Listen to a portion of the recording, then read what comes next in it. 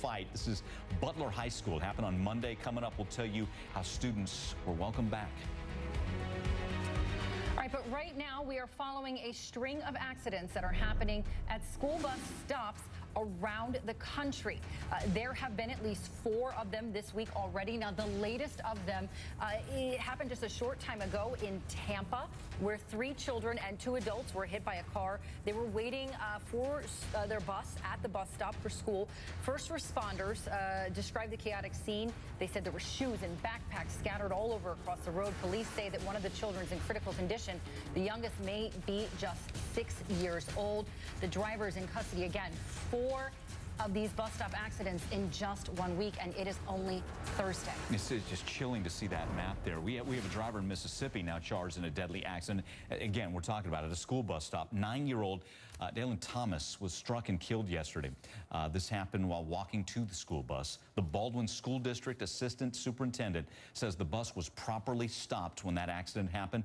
22-year-old Hunter Newman is now facing charges of aggravated assault. His bond set at $10,000. And in Louisville, police are looking for the driver of a car that struck 2 boys early yesterday morning. Police tell us that the 11 and 13-year-olds were crossing the street just to get to their bus stop when they were hit. At last check, though, the 2 boys were in stable condition. And there are also several new developments in another school bus tragedy that we've been covering, and it took the lives of 3 kids in Indiana. The school district in Rochester, Indiana, is relocating the bus stop where those kids were hit by a pickup truck. Now, police say the driver of the pickup is claiming she didn't realize she was approaching a school bus, even though the bus had the stop sign out and the lights were flashing. The older sister in the trio of kids hit while crossing to get to that bus held her twin brother's hands as she tried to shield them from that oncoming pickup. The driver's 24-year-old Alyssa Shepard. She faces 3 counts of reckless homicide and a misdemeanor of passing a school bus with that arm extended. Well, snitches get stitches. In the case of James Whitey Bulger, attackers tried to cut out his tongue. That's according to a law enforcement source close to the investigation. The New York Times says his attackers deliberately moved out of view of surveillance cameras before pummeling him with a padlock stuffed inside of a sock. Bulger was beaten beyond recognition. You see, in the seedy world of organized crime, people suspected of working with the feds got the worst punishment, and Bulger worked as an FBI informant during his reign in South Boston. That was a fact he denied till the very end. I took many a beating at the police stations, and I never cracked. As a bank robber, I was captured. I pled guilty to free the girlfriend that I was with, and I got a 20-year prison sentence, first offender. In prison, I was part of an escape plot. The plot fell apart. One of the guys gave my name. I told him, I don't know what you're talking about. I spent months in the hole, naked, and the whole thing. I went through a lot there, and after 4 months for punishment, they sent me to Alcatraz, and that was it. I never cracked. In the Boston FBI, no way. Whitey Bulger found bloodied and unresponsive in his cell Tuesday morning.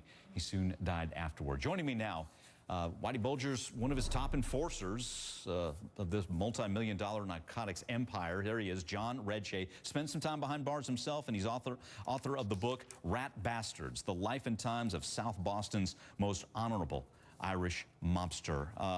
Red, good to talk to you again here. Were you shocked to hear about Whitey Bulger's brutal death? Yeah, it was a surprise to me, to say the least, and it was an odd day, actually, for me also. Tell me about it. Because you and I talked the day we found out about his death. Now you find out how he died. Take me through your emotions as you think back and you hear what happened to him. Well, I wanted to understand why and how, because he was in a particular area where he wouldn't be able to be assaulted or anything like that. Obviously, he was sent to a population, and in population, you have guys who were doing life, guys who were doing a long stints of time that never ratted, that they've been ratted against. So the last thing you want to do is put an informant, a guy who was a rat, especially his status, being a mob boss and being a legend in the Boston area, and putting him into that environment. He wouldn't last 2 seconds, which basically happened. And I had called that a while back saying, I did. I said if he was put into the population, they'd kill him in a minute. Yeah, you said that when he was convicted. You said they better guard him the rest of his life. Yeah, go ahead. Let me just say this. What happened to him was brutal, obviously. But let me tell you this, mark my words. He would have done the same.